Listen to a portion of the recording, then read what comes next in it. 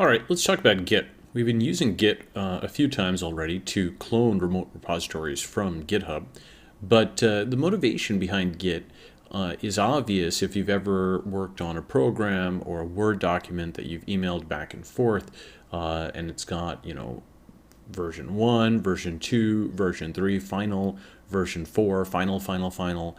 That sounds, very common. It's a very frequent problem that people encounter, and the reason is that there's a fundamental aspect to writing a document, which is that every character you type, every time you hit enter, can be thought of as a new version of the document. Now, in general, you don't necessarily share it on a character-by-character basis, but you pick particular points to make commits at. For example, you insert a paragraph or a particular function if you're talking about code, and the versions that you choose to save in a version control database are important or useful versions of the code or the document in some sense.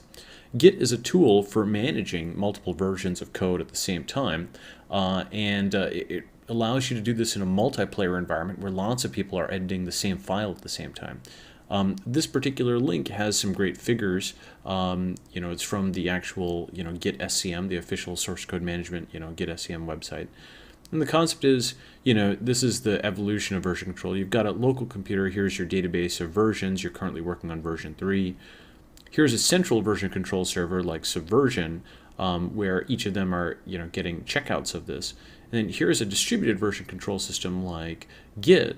And in this case, each computer not only communicates with the server, but also has its own copy of the version database. So if this goes down or this goes down, computer A can still not only version files, but itself act as a server, and moreover add version 4 or version 5 that does not push to this server or allow it to be cloned by this computer.